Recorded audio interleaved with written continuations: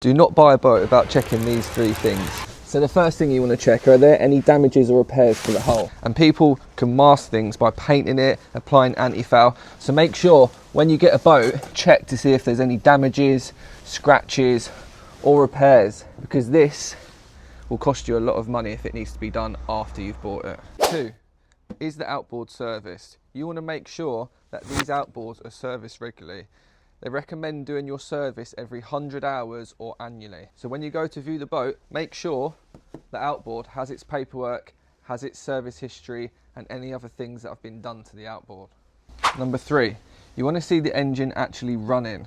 So what you want to do is get them to start the engine, make sure they put some muffs on, and so you can see it running. Without the engine running, you have no confidence that the outboard is working correctly.